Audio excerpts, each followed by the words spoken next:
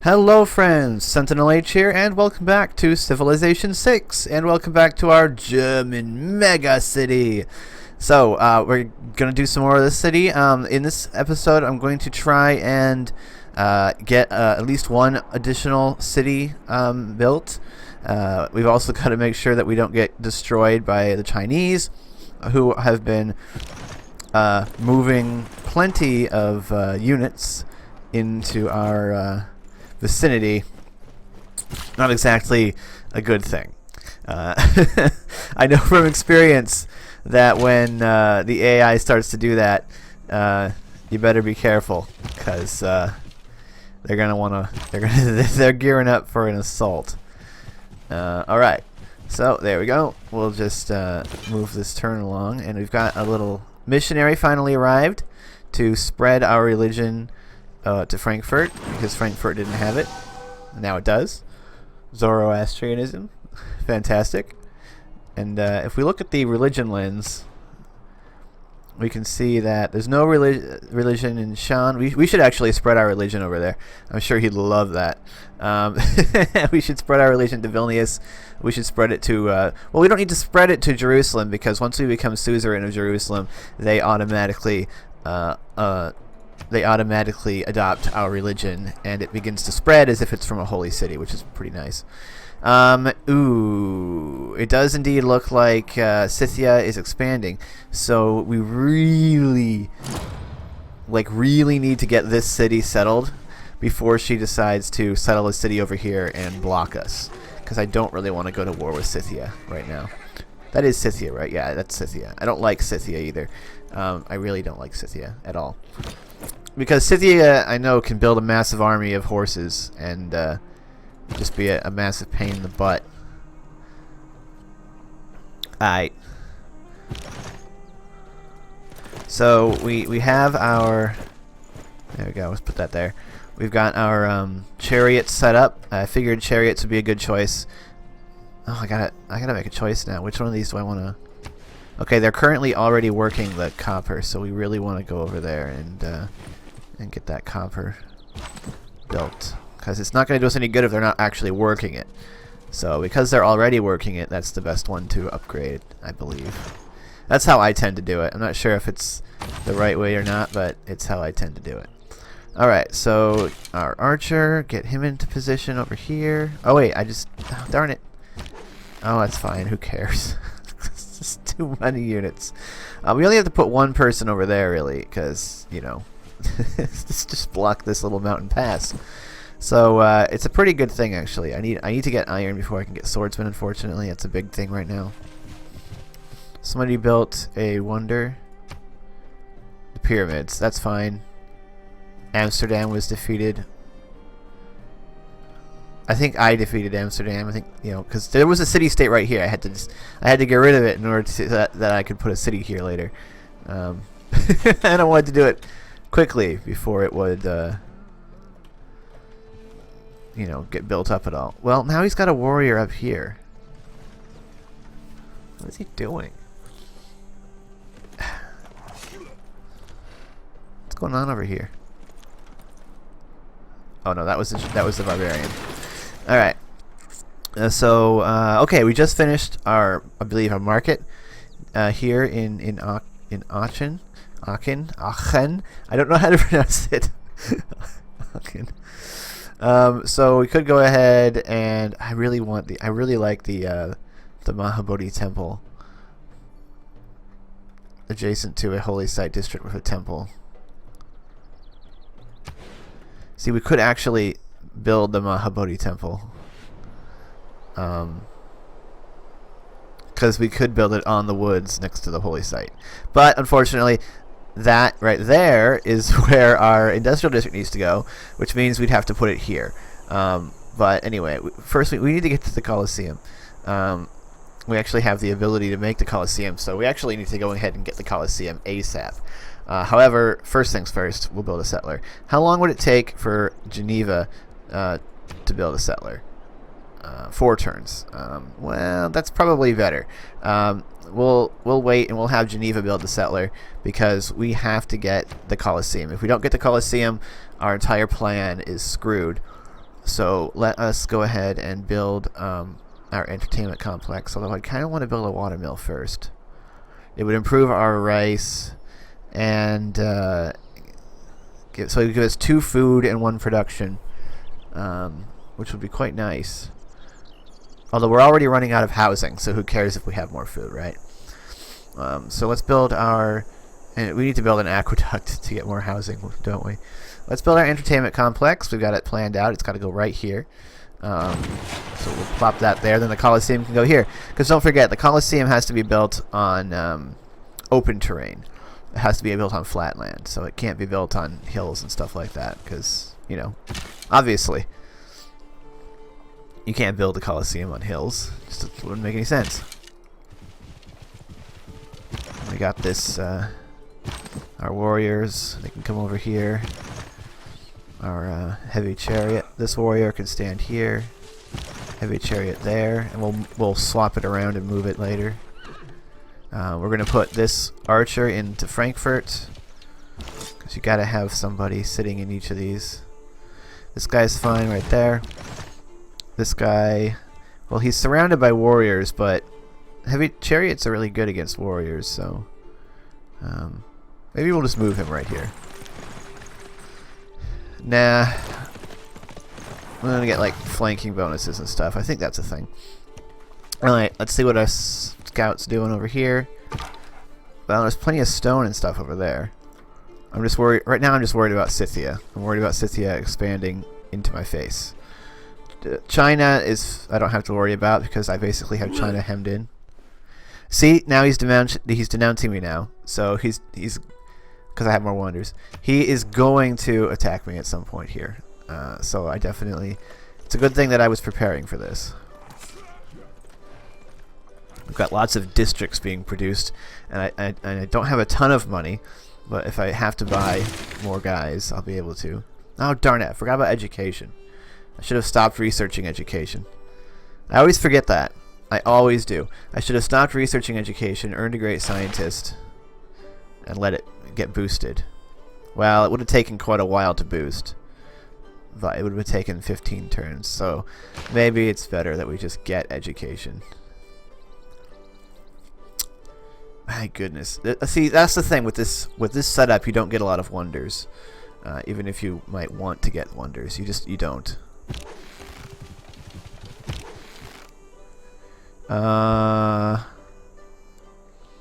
Spearmen are over there. We'll put this chariot right here. We'll move this archer. Actually, we should have an archer up here because we currently don't. So no, stop it. No, that's the problem with map pins. Is that you can click on them very easily, even when you don't want to. Move this guy over here. Yeah, we'll just leave that chariot there for now, let it heal up. And this guy can fortify. Our builder can move over here. Wow! This archer can we can upgrade into a crossbowman, which would be really, really nice against these warriors. So let's go ahead, and it's 100 gold, and we're not making too much gold, but our gold just went up, so that's a good thing. Yeah, this warrior is coming around the other way. Doesn't make a whole lot of sense to do that, but we're doing it. Don't need Petra. I mean, Petra might be nice in this city because there's desert here, but there's really not a lot of it. 1, 2, 3, 4, 5, 6, 7. There's really not a lot of desert there, so Petra definitely not necessary at all. There's a okay, so we're gonna build a settler here in. Although we really need to get a temple. We really need to get walls up in Geneva because Geneva doesn't have any walls. But let's build a settler in Geneva so that we can go settle this city before Scythia wants to think about expanding over here. Although I have noticed that Scythia tends to do less self-expansion, at least in the games I've played where she's been around, and more taking over city-states. Maybe that's just because they were available. but she does seem to enjoy it. But who wouldn't enjoy taking over? I took over Geneva because it was perfectly positioned. Man, there's more marble and stone. So much marble and stone. Mind to be able to entertain a thought without accepting it. Yeah. There's so much marble and stone over here. Stone, marble, marble, stone, marble.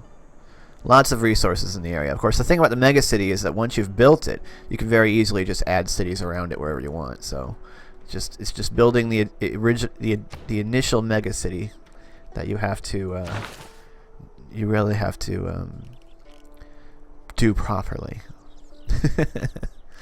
Forget shipbuilding and stuff because I don't know. Is this a Pangea map? I forget what I generated, but I don't think I need it. There's no point in researching military tactics right now, or ever, because we don't need the Waterlubber, and we don't really need pikemen either. Forget them. We got education, apprenticeship. We can get castles. We could get military engineering going. We could get printing going. We're not going to boost any of this stuff for quite some time. If we want to get to gunpowder, which we definitely do, we want to get musketmen, then we'll need to do the other thing. I think that yes, we will. I've never been able to boost this by having feudalism, because I've never been able to. Well, actually, yeah, I can, but I've never been able to boost feudalism because having 6 farms, I don't build farms, like at all. Should I be? Should I be building farms? Probably, but I don't. I haven't quite figured out whether they're worth it. My cities have never been lacking for food. And I don't like the idea of building the farms just for housing. It doesn't seem like it would make sense because they don't give very much each time. Maybe I'm wrong, and if I'm wrong, definitely let me know, because I'll definitely want to fix that. Ooh. First we'll have Frankfurt. Oh no, Frankfurt's bombardment will just kill it outright. Oops. We'll just, because we want the crossbows to get experience. What? It said he was dead. They still get experience though, that's fine. So by having these 2 cities here, I'm pretty sure that if China tries to attack me, he'll just fail. He's he's just sort of turtling up behind his Great Wall.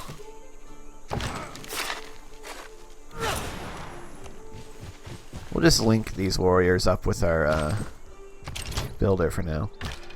Alright, so let's check out Frankfurt. Frankfurt now is getting quite a bit more production. 9.4 production in Frankfurt.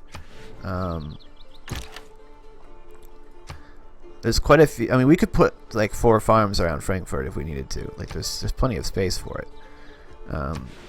Which we're gonna have to do something. We need to get some production, because if I'm gonna build a holy site here, we're gonna lose the 2 food and we're gonna lose 2 production. So we definitely need to fix that. And then yeah, so once we build this, then the production will help, because once this is gone, they'll be able to work this instead. Alright, so production in Ulm. Ulm has finished working on what it was working on. Could build the Oracle in Ulm, because it doesn't matter where you put it, and with this build, it doesn't matter, you know, if it's not facing the hub city, it doesn't matter where you put stuff. For instance, I could put it here, I could put it there, it doesn't matter. Let us see what Ulm is currently working. Yep, Ulm's working all those tiles. Those are the right tiles to be working, Ulm, it's good. Is it working that rice tile? It is not working that rice tile.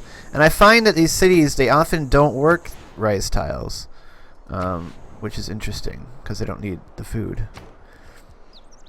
Okay, so we want to get, we've got the Hansa built, so what we can do is delete that. The Hansa's been built, it's got 5 production already, which is fantastic. 16 production here. Very, very nice. So we got 4 turns till growth, but we've got no housing capacity, so we need housing in Ulm. And the best way to do that is building an aqueduct. We have a mountain right here, so we can put it here or we can put it here. It doesn't matter where we put it.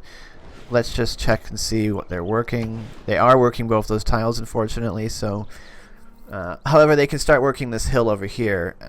Anyway, and this is a hill right here, but this is a woods. So I'd rather get rid of the woods and put the aqueduct right there. So we will slap the aqueduct here. We will check on Ulm, and yep, they are working that tile. Fantastic. That's what I would have wanted them to do. So once they get that aqueduct built, they'll have some more housing capacity. Although it is going to take them longer to. Let's see if they're already on a production focus. So there's nothing else we can do to help that along. All right, next turn.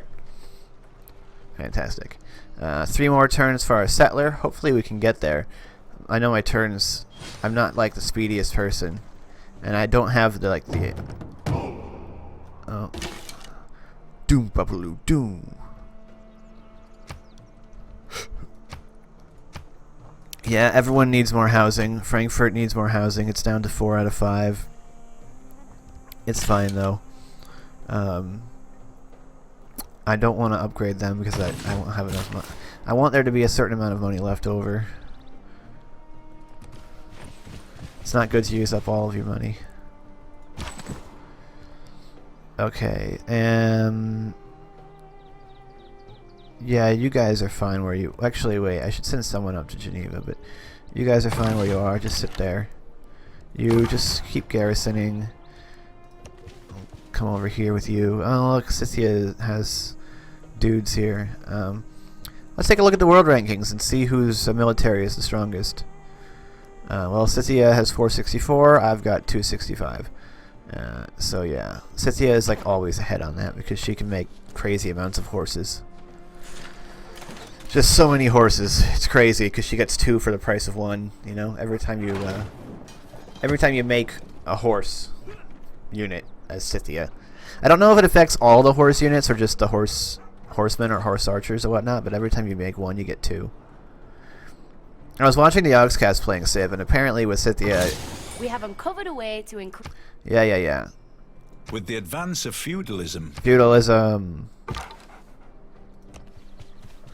Just going to keep exploring in this direction. Alright, feudalism. Let's check our economic policies, and we don't have any additional governments. Let's just check and see and make sure that we like what we got going on at the moment. We're juicing great writer points at the moment. We've got influence points per turn bonus. We've almost got another influence point. Let's see here.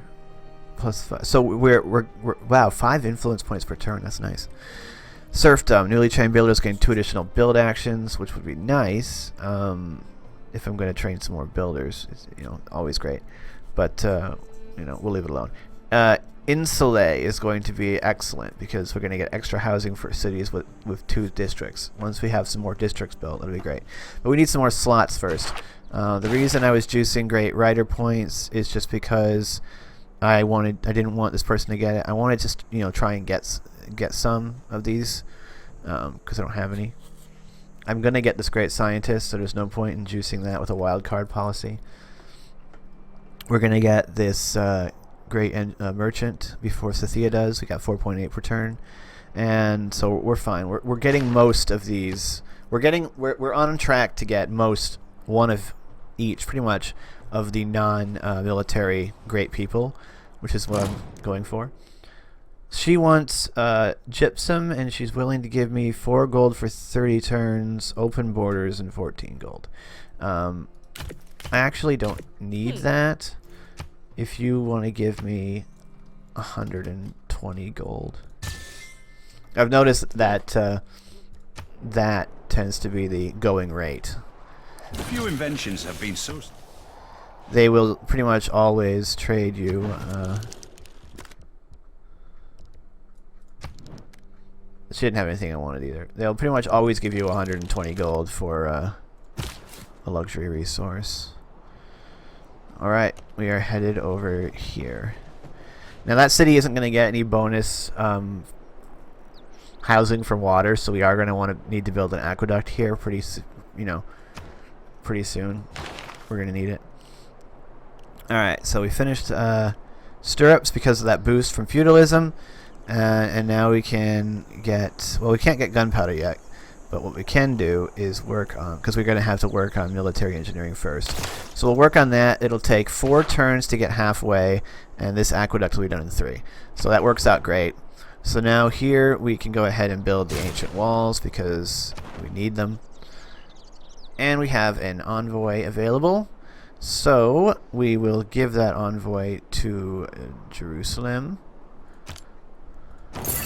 And that made us the suzerain. Who else is working on it? China. So we have now the suzerain of Jerusalem. They immediately convert to Zoroastrianism. Fantastic. And who are these guys? Oh, Jerusalem chariots, yeah. So we weren't able to actually get the city built, but we got the settler. He's headed out there. I need to try and make my turns shorter so that we can get more progress per video like this. But we've almost got... Actually, let's just end the turn so that we can see what we got. Our entertainment district complex in the city center is coming up. Because remember, with the... oh, come on. Units needing orders. Next turn. With the megacity is built around getting the Coliseum in the central hub city.